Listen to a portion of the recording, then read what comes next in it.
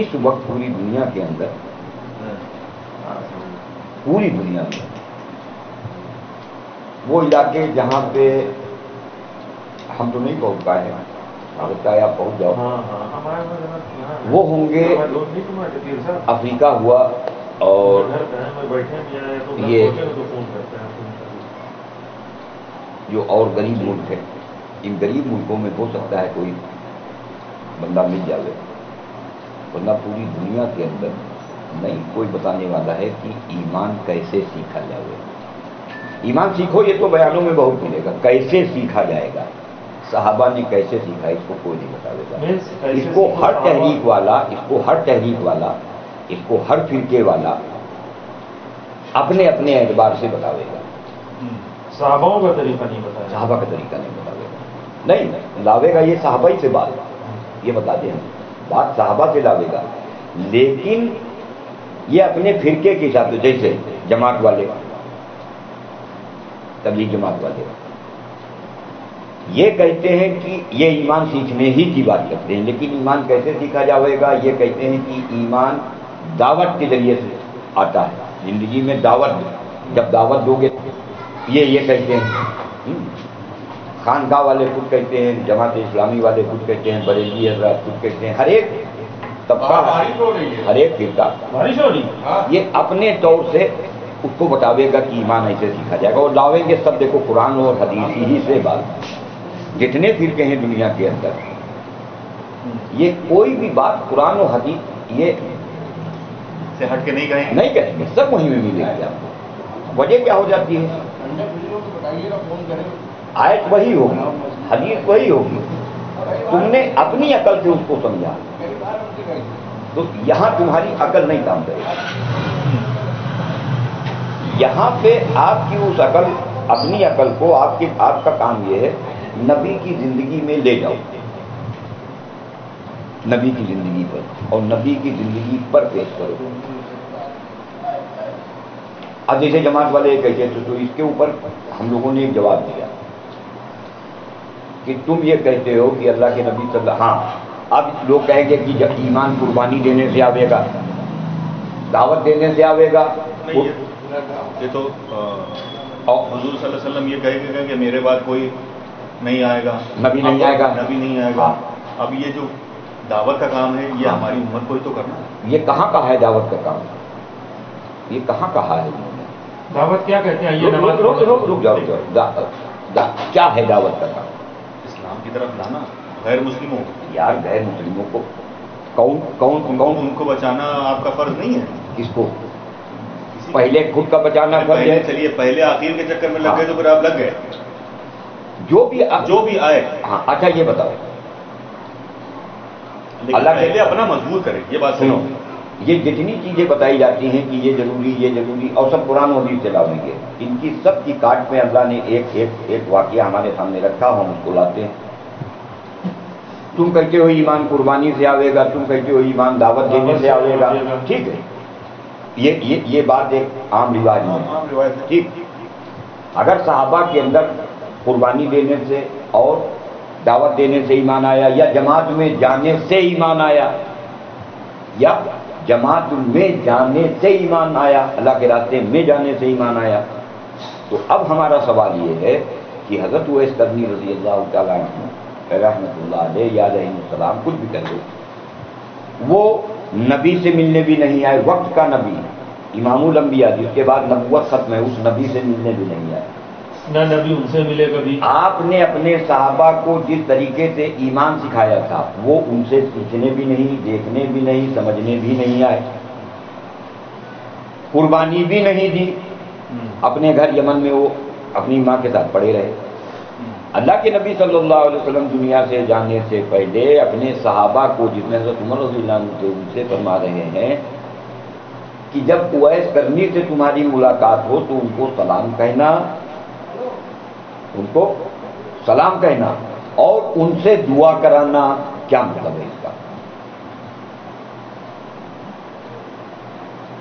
نہ قربانی دی، نہ جماعت میں گئے، اور نہ نماز پڑھی، نہیں، نماز ابھی رہنے دو، نہ جماعت میں گئے، نہ قربانی دی اور نہ دعوت دیا. نبی سے ملنے نہیں آئے تو دعوت کاہے کی ہو جائے. اور اللہ کے نبی ان کو اس مقام پر بتلا رہے ہیں کہ حضرت عمر سے کہہ رہے ہیں ان سے دعا کرانا، ان سے دعا کرانا اور میرا سلام کہنا. اب ہاں میں بتاؤں آپ کو؟ ہاں اب بتلاؤ آپ. اب آپ کی جو بات ہے وہ یہیں پہ فرق ہو رہی ہے. ہاں مجھے کیسے؟ ہاں آپ نے بولا کہ ایمان اور دین پہ چلنا یا حاصل کرنا اس کو کھیل مذاق نہیں. تو یہ تو کھیل مذاق ہی ہو گیا. ایک منٹ سنیے. اب اللہ تعالیٰ کو ان کی ایک ایسی ادا اچھی لگی جو نمازیوں کے اوپر، پرہیزگاروں کے اوپر اور اپنے وقت کے صحاباؤں کے اوپر چیز ہو گئی. تو وہ ان کی ماں کی خدمت تھی. وہاں پہ آسان ہوا کہ نہیں ہوا ایمان؟ آپ کہتے ہیں کہ اتنا حلوہ ہے، یہ حلوہ ہو گیا کہ نہیں؟ یہاں پہ آپ بتائیے. اگر آپ یہ کہو گے کہ ماں کی خدمت کی وجہ سے، جس وجہ سے نہیں کوئی بھی وجہ نہیں، آپ وجہ یہی لا رہے اچھا ہیں. وہی رکھ لیجیے. ہاں وہی وجہ رکھ لیجیے. تو امام الانبیاء جناب رسول اللہ صلی اللہ علیہ وسلم کی ماں نے آپ کے ساتھ کیا کیا تھا، کتنی خدمت کی تھی ان کی؟ امام الانبیاء کیا تھا. اگر یہ موقع پاتے اللہ کے نبی صلی اللہ علیہ وسلم تو اپنی ماں کی دیکھے ہوئے کرنی میں خدمت کی، انہوں نے بھی خدمت کی ہوتی. نبی کے ماں اور نبی کے باپ، ان کی جب آپ تواریخ اٹھا کے دیکھیے گا تو یہ لوگ اخلاق کے اس اعلیٰ مقام کے اوپر تھے جہاں کے اوپر عام انسان نہیں پہنچ سکتا ہے. تصور بھی نہیں کر سکتا. اور خود جناب رسول اللہ صلی اللہ علیہ وسلم اخلاق کے اس کمال درجے پر تھے جس درجے کی وجہ سے مکہ والے ان کو امین اور صادق کہا کرتے تھے، اپنے فیصلے کراتے تھے. بے شک. پھر کیا وجہ ہوئی کہ جب ایمان کی بولے ہیں تو وہی ان کے مخالف ہو گئے. بات یہاں پہ آ کے پھنسے گی. یہ جو کلمہ لا الہ الا اللہ ہے، اس کا مطلب ابو ذر غفاری نے حضور کو نبوت نہیں ملی ہے مطلب پہلے سمجھ لیا ہے. سب کتابوں میں ہے، دکھاؤں گا اگر کہیے گا. 4 شخص ہیں جن کو کتابوں میں جن کے نام ہم نے پڑھے ہیں. اللہ کے نبی کو نبوت نہیں ملی، ابو ذر غفاری اور زید بن اسلم، حضرت سلمان فارسی اور ایک صحابی قبیلے دوس کے ہیں. یہ 4 لوگ ایسے تھے کہ نبی کو نبوت نہیں ملی اور یہ لا الہ کو سمجھ چکے تھے. سمجھ چکے؟ ہاں جان چکے تھے. کون 4 لوگ ہوتا ہے؟ ابو ذر غفاری رضی اللہ عنہ، زید بن اسلم، حضرت نام کیا بتایا؟ پہلا نام کیا بتایا؟ ابو ذر غفاری رضی اللہ تعالیٰ، قبیلہ غفار. ابو ذر غفاری. ہاں. سلمان فارسی، زید بن اسلم اور ایک قبیلہ دوس کے ایک صاحب تھے، ان کا نام کتاب میں اس وقت ہمارے ذہن میں نہیں. یہ 4 لوگ تھے جو نبی کی نبوت ملنے سے پہلے یہ جان چکے تھے کہ لا الہ لا الہ الا الا اللہ. اللہ. کیسے جانا تھا؟ کیسے جانا تھا؟ اللہ تعالیٰ نے. یہ کلمہ ایسا ہے کہ اس کو جاننے کے لیے کائنات میں نہ نبی کی ضرورت ہے، نہ کتاب کی ضرورت ہے، نہ کسی بیان کی ضرورت ہے، نہ کسی انسان کی ضرورت ہے. اس میں کسی کی ضرورت نہیں. اپنے اوپر غور کیا، اپنی پیدائش کے بارے میں، اپنا بنا ہونے کے بارے میں، اپنی ضرورتوں کے بارے میں غور کیا اور رب تک پہنچ گئے. اب اس رب سے مسئلہ کیسے حل کرانا، اس کے لیے نبی بھیجا جاتا تھا. سوال یاد دلانے نبی آتا تھا، اقرار کو یاد دلانے. آگے کا راستہ کیا ہوگا یہ نبی بتاتا تھا، وہ ان کو بھی نہیں معلوم. ابو ذر غفاری رضی اللہ تعالیٰ عنہ بیان کرتے ہیں کہ جب اللہ کے نبی نے مکے سے آواز لگائی، جب انہوں نے یہ آواز لگائی مکے سے لا الہ الا اللہ کی، تو یہ پہلے ڈاکہ ڈالا کرتے تھے ابو ذر غفاری. اور یہ ایسے ڈاکہ ڈالنے والے تھے کہ یہ اپنا گروپ لے کے نہیں جاتے تھے، اکیلے جاتے تھے ڈاکہ ڈالنے. گھر والوں سے جھگڑا ہوا، یہ اپنے ماموں کے یہاں رہنے لگے تھے. ماموں کے یہاں سے کچھ پھنسا تو پھر یہ اپنے گھر آ گئے. پھر یہ جب مکے میں اللہ کے نبی نے نبوت کا کلمے کا اعلان کیا تو گھومتے گھومتے گھومتے گھومتے بات ان کے کانوں میں بھی پہنچی. ان کے کانوں میں جب پہنچی تو کیونکہ جس کو یہ سمجھ رہے تھے وہی بات وہاں سے دور رہی جا رہی تھی. لا الہ کو یہ سمجھ رہے تھے اور لا الہ الا اللہ کی بات وہاں سے آ رہی تھی. تو انہوں نے اپنے بھائی کو بھیجا کہ دیکھو اس بات کو کہنے والا آدمی کون ہے، ذرا اس کی تحقیق کرو مکہ جا کے۔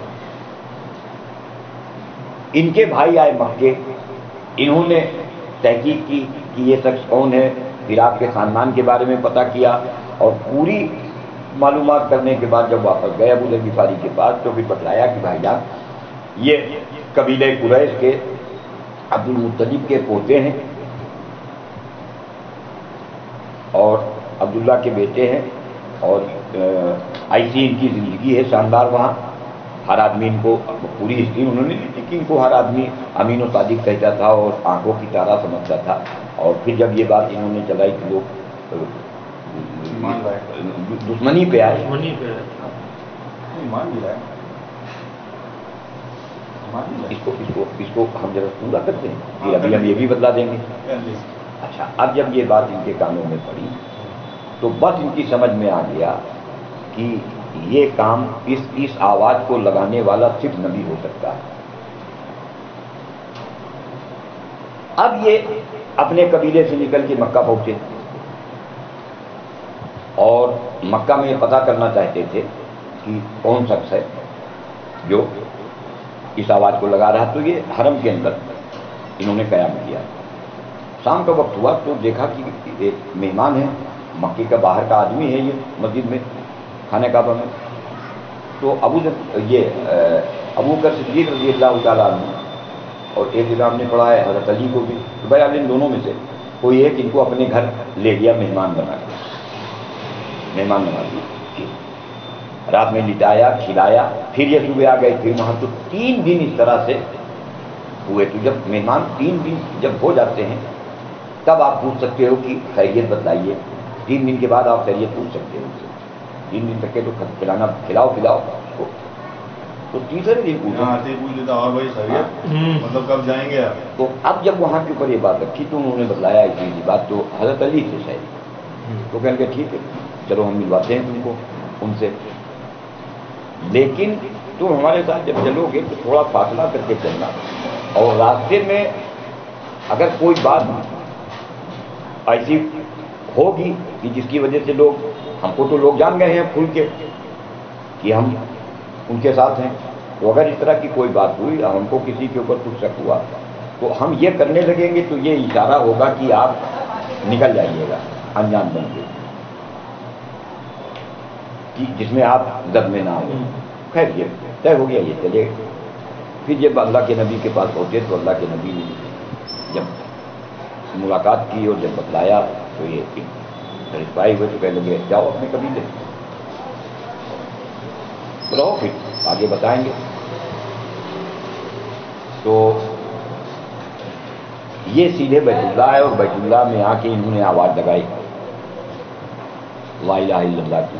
ان کی آواز پر مکے والے اور ان کو مارنے لگے، خوب مارا ان کو۔ تو حضرت ابو بکر نے ان کو آ کے بچایا، تو اللہ کے نبی نے کہا کہ ہم نے تم کو منع کیا تھا کہ ابھی خاموشی سے چلے جاؤ، جب ہمارا غلبہ ہوگا تو آنا، پھر ہم بلا لیں گے۔ پھر یہ جب آئے کہنے لگے جب بات حق ہے تو پھر کاہے کے لیے ہم گھبراؤ گے، تو پھر دوبارہ یہ پیٹے گئے، یہ پھر پیٹے گئے ابو ذر غفاری۔ اس انداز میں اللہ ایک صاحب آئے، وہ انہوں نے اسلام قبول کیا، کلمے کا اقرار کیا، پھر آ کے کہنے لگے کہ اللہ کے نبی نے ان سے کہا جاؤ اپنے قبیلے میں جاؤ اور چپ چاپ وہاں رہو کہ جب ہمارا غلبہ ہو جائے گا تو آ جانا۔ وہ بھی چلے گئے۔ تو ایک تو وہ بات کہ صاحب بغیر دعوت کے ایمان نہیں آئے گا، تو وہ تو کہہ رہے کہ چپ چاپ جاؤ خاموش اپنے قبیلے میں رہو، تو ان سے کیوں نہیں کہا جا کے دعوت دینا؟ اگر قربانی سے آتا تو کیوں نہیں کہا کہ جا کے قربانی دینا؟ وہ وقت نہیں تھا۔ رک جائیے، سمجھ لیجیے۔ اس انداز میں اپنا اپنا جب یہ کام کرتے رہے اللہ کے نبی صلی اللہ علیہ وسلم، تو 3 سال کے اندر اللہ کی طرف سے تیسرے سال یہ حکم آیا، یہ جو آواز لگائی ہے نا اعلیٰ اعلانیہ، یہ نبوت ملنے کے 3 سال بعد اعلان کیا ہے۔ جس دن نبوت ملی ہے اس دن سے لے کے 3 سال تک آپ نے کسی سے کچھ نہیں کہا ہے، یہ پڑھا ہے۔ ہاں 3 سال کے بعد آواز لگائی ہے۔ اچھا، اس پیریڈ میں یہ اپنے خاص خاص لوگوں سے جا کے اللہ رب ہے اس بات کو سمجھایا کرتے تھے۔ تو اس میں ابو بکر صدیق ہوئے، حضرت خدیجہ ہوئی، حضرت علی ہوئے، حضرت زید ہوئے، یہ لوگ بات کو ایکسپٹ کر کے اسلام میں داخل ہو گئے تھے۔ اب آگے کا راستہ یہ تھا کہ یہ بات تو سمجھ میں آ رہی ہے، لیکن وہ راستہ پرورش کا اللہ نے ابھی دیا نہیں ہے، تو پھر کیسے پرورش کے اصل مسئلہ صرف پرورش کا ہے، پرورش کس راستے سے لیتے ہو؟ اور یہاں پرورش کے تینوں راستے، دونوں راستے اللہ نے توڑوا دیے۔ جو اسلام میں آتا تھا اپنا جس راستے سے پرورش پاتا تھا اس کو چھوڑتا تھا، اس کے بعد میں حکم ڈال کے جو جمع پونجی تھی اس کو بھی خرچ کرا دیا، پھر صاحب ابی طالب کرا دیا۔ نمونہ ان کو بنانا تھا۔ 13 سال کی زندگی کے اندر لگ بھگ 125 لوگ اسلام میں آئے، 13 سال میں 125 لوگ اسلام میں آئے، 125 لگ بھگ۔ نبی امام الانبیاء کی دعوت پر، امام الانبیاء کے سمجھانے پر 125 لوگ لگ بھگ آئے، پھر 13 سال میں پھر ہجرت کر کے اور آپ مدینے پہنچے۔ مدینے میں مصعب بن عمیر رضی اللہ عنہ کو آپ نے پہلے بھیج دیا تھا، ان کے بلانے پر وہ لوگ آئے دیہات کے اوپر، کہہ رہے تھے کہ اس کو سمجھانے والا کوئی ہم کو بھی دے دیجیے۔ تو مصعب بن عمیر رضی اللہ تعالیٰ عنہ وہ صحابی تھے، مکے میں ان سے مہنگا کپڑا، ان سے مہنگا جوتا اور ان سے مہنگا عطر کوئی استعمال نہیں کرتا تھا، شوقین تھے، بہت شوقین تھے، بہت شوقین تھے۔ اور جب اسلام قبول کیا ہے، اس کلمے کا اقرار کیا ہے، گھر والوں نے بھی نکالا، بیوی نے بھی نکالا، بچے بھی نہیں دیے، اور ان کے کپڑے تک کے اتروائے ہیں۔ ایک چادر میں یہ اللہ کے نبی کے پاس آئے اور ان کی شہادت ہوئی ہے غزوہ احد میں، تو ایسا شخص اس کے بعد کفن کے لیے بھی کپڑا نہیں تھا، تو اذکر کے پتے رکھے تھے اللہ کے نبی، ایسا نوجوان۔ یہ 1.5 سال پہلے ہجرت کے لگ بھگ مصعب بن عمیر گئے ہیں وہاں سمجھانے کے لیے۔ تو ابھی ہم نے ایک بات آپ سے کہی نہیں کہ خواہش، چاہت، 3 قسم کے آدمی اللہ تک پہنچنے میں ان کو دیری لگتی ہے: کھانے کا شوقین، کپڑے کا شوقین، سواری کا شوقین۔ یہ 3 ہم لوگ سب چیزوں کے شوقین ہوتے ہیں۔ یہ تین چیزیں اگر ہیں شوق اس کے اندر، دیر لگے گی اللہ تک پہنچنے میں، کیونکہ لڑائی اسی سے ہے، اور یہ تینوں چیزیں بھی اسی سے ریلیٹڈ ہیں، تو یہ تو تم کو اسی میں پھنسائے رہیں گے۔ تو مصعب بن عمیر نے جب وہاں سمجھایا ہے، اللہ کے نبی ہجرت کر کے گئے ہیں، پھر وہاں پہ آپ رہے 1.5 سال کے بعد جب بدر ہوئی ہے، اور بدر تک یہ مکی صحابی چونکہ نماز قائم کرنے کی باتیں آ چکی تھی، اندر کے فرائض نہیں آئے تھے، وہ مدینے کے اندر آئے ہیں۔ اب جب نماز قائم کر لی ہے بدر کے اندر، بس اللہ نے بدر پر فرشتوں کا نزول کر کے دکھلا دیا ہے، 5000 فرشتے اللہ نے اتار کے دکھلائے۔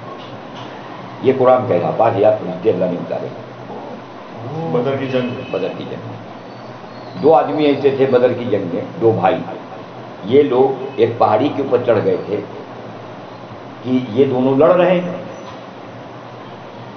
دونوں گروپ، اللہ کے نبی کے ساتھ والے صحابہ اور دوسری طرف مکہ والے منافقین نہیں، وہ مشرک تھے، منافقین تو مدینے میں، ہاں مکے میں کوئی منافق نہیں۔ تو وہ یہ دیکھ رہے تھے کہ ان میں سے جو جیتے گا ہم اس کے ساتھ جا کے مل جاویں گے، کہ تمہارے ساتھ سے تو مال غنیمت میں حصہ مل جاوے گا۔ چالاک تھے سب۔ تو وہ دونوں وہاں کھڑے تھے، تو وہ کہنے لگے کہ حضرت جبریل علیہ السلام، انہوں نے اپنے گھوڑے کو آواز دی ہیجون، خالی لفظ ہیجون نکلا تھا، تو اس ہیجون کا جو بول ان کے کانوں میں گیا تو ایک تو وہیں آن دا اسپاٹ مر گیا اور ایک بے ہوش ہو گیا بعد میں اس واقعے کو بتانے کے لیے۔ جبریل خود اترے تھے وہاں اپنے گھوڑے پہ،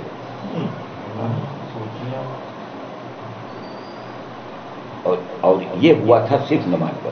اللہ کے نبی نے رات بھر اٹھی اللہ کے سامنے کہ اللہ وہ لوگ لایا ہوں تیار کر کے، اگر یہ مٹ گئے تو تیرے حکموں سے پرورش لینے والا، تیری عبادت کرنے والا اس روح زمین پر کوئی بچے گا نہیں، کیونکہ میں آخری نبی ہوں اور یہ ہماری کل جمع پونجی ہے، اگر یہ ختم ہو گئی زمین پر तू रब है। हाँ, इसका नाम लेने वाला कोई बचेगा नहीं, रात भर आप रोए। फिर 5000 फरिश्ते उतारे।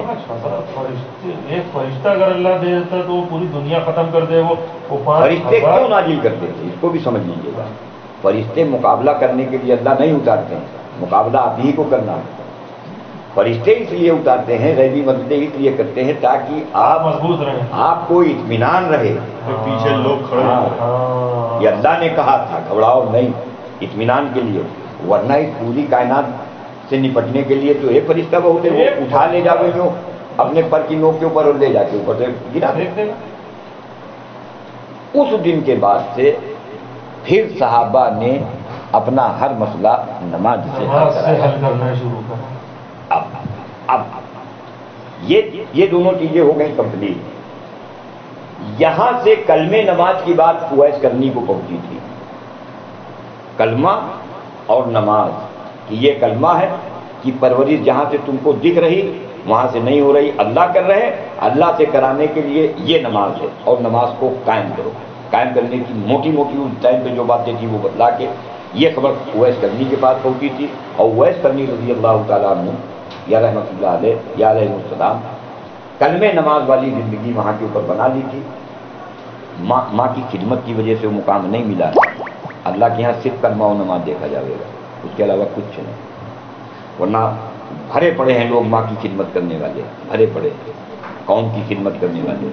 जहाँ से बात स्टार्ट हुई थी वहाँ पे एक और पॉइंट था। हाँ हाँ, आपने बोला कि दावत से नहीं होगा, हाँ, या कुर्बानी से नहीं होगा, कुर्बानी से नहीं होगा, हाँ, ये बात आपने कही थी ना। हाँ, तो फिर ये क्यों कहा जाता है कि आप एक भलाई के एक स्टेप लो, हाँ, अल्लाह आपकी तरफ दौड़ के आएगा, आप हाँ, एक कदम चलो, अल्लाह आपकी तरफ दौड़ के आएगा।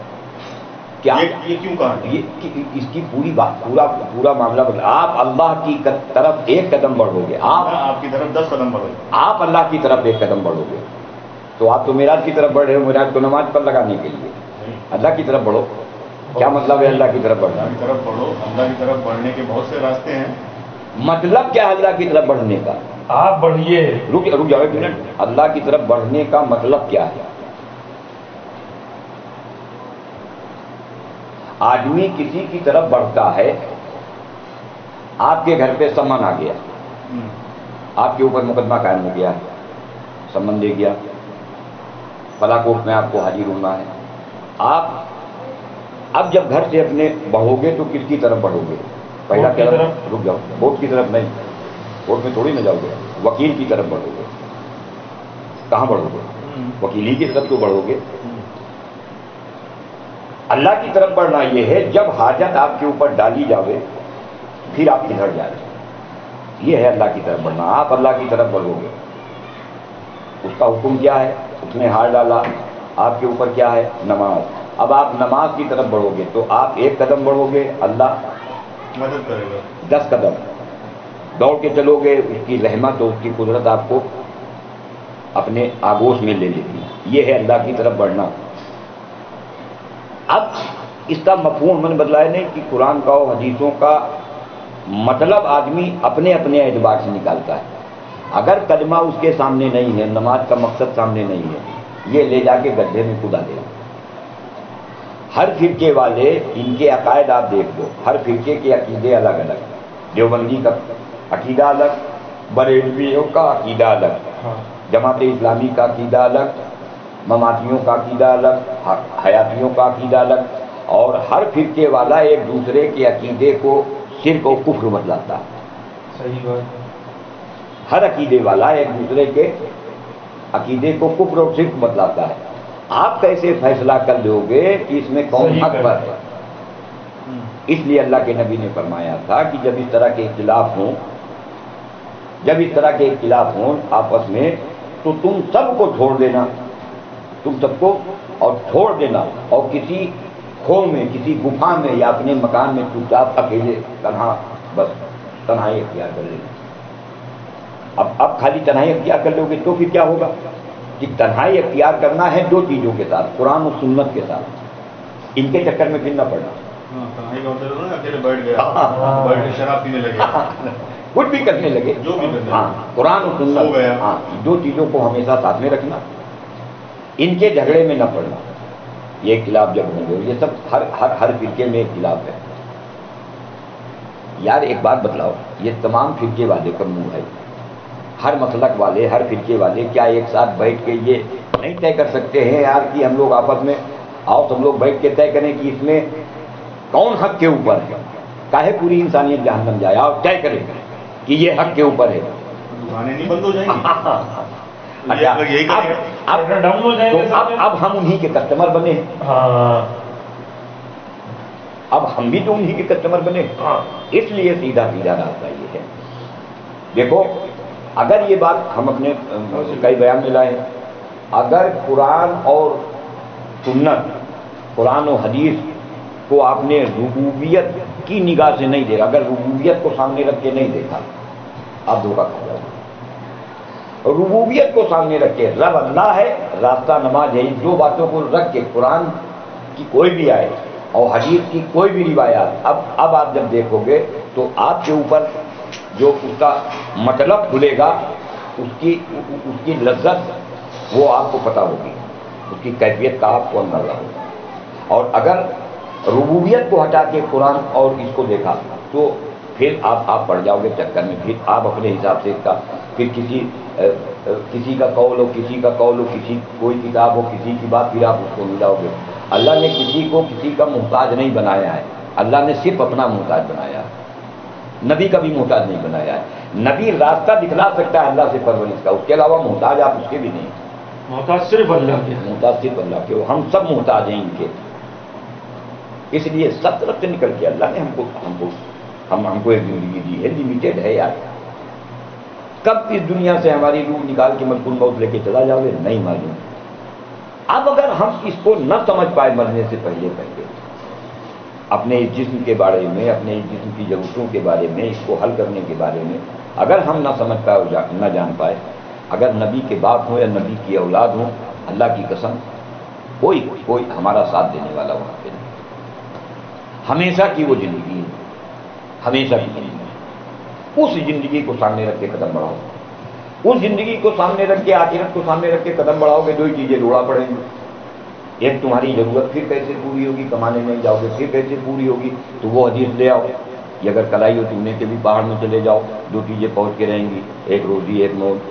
اس حدیث کے اوپر آ جاؤ کہ اماں کے پیٹ میں تھے تو فرشتے نے روزی اور موت لکھ دی تھی، کاہے ٹینشن دے رہے ہیں؟ حدیث کا یقین کب آئے گا؟ موت یہ اگر کماؤ گے نہیں کماؤ گے نہیں تو کھانا کیسے ملے گا، کھاؤ گے نہیں تو مر جاؤ گے، تو روزی کے موت کو ساتھ میں جوڑ دیا کہ موت آنے والی نہیں، موت بھی لکھی۔ دو چیزوں کا، یہ دو حدیثوں کا یقین اگر آ گیا اور اس پر زندگی ڈال دی، قبر کا مسئلہ حل ہو جائے گا۔ اب اس میں قبر کے مسئلہ حل کرنے میں اس ذات کا یقین ہمارے اندر کیسے آئے گا، اس ذات سے ہونے کا، اس سے پرورش کا یقین کیسے آئے گا، اس کے لیے نماز ملی۔ یہ نماز کے راستے سے چھوٹے چھوٹے مسئلے اپنے حل کراؤ اللہ سے۔ اور اس میں سب سے پہلا جو ہم نے میراج بھائی پرسوں آئے تھے، نمک سے شروعات کرو۔ ہم تم تو سیکھ رہے ہیں نا اللہ سے پرہیز لینا، تو ابھی جیسے کھا رہے ہیں، جیسے کما رہے ہیں، ٹھیک ہے کرتے رہو، لیکن شروعات اللہ کے نبی نے فرمائی کہ نمک سے کرو۔ نمک کی بھی ضرورت ہو تو اللہ سے کہنا ہے، یا عائشہ اگر نمک کے ڈھیلے کی بھی ضرورت ہو تو اللہ کے سوا کسی سے نہ مانگنا۔ ایک صحابی آئے مسجد کے اندر، نماز کا عمل کیا، آپ اپنے صحابہ کے ساتھ بیٹھے تھے، انہوں نے نماز کا عمل کیا، اللہ سے کچھ کہا، اس کے بعد چلے گئے نکل کے۔ اللہ کے نبی نے اپنے ساتھ والوں سے کہا کہ تم کو معلوم ہے تمہارا ہے بھائی اللہ سے کیا مانگ کے کیا ہے؟ تو وہ کہنے لگے اے اللہ کے رسول صلی اللہ علیہ وسلم، یہ تو اللہ ہی جانتا ہے کہ وہ کیا مانگ کے گیا ہے۔ تو کہہ کہ تمہارا بھائی اللہ سے نمک مانگنے آیا تھا۔ مطلب نمک کی بھی ضرورت ہے تو یہ نمک اس لیے کہ یہ سب سے حقیقی چیز، ایگزامپل دیا ہے، ہاں کس چیز کے اوپر بھی لوگ، ہاں یہاں سے شروعات کرو اللہ سے لینے کی، مانگنے کی، اور پھر تو یار جو کہو گے خدا وہ کر کے دکھلاوے گا، لیکن بتلائے نہیں کہ وہ مقام جو ہوگا پھر وہاں کے اوپر ہم اللہ سے مانگیں گے نہیں، اسی میں مزہ آئے گا، لیکن اگر کہہ دو گے تو کر دیں گے وہ۔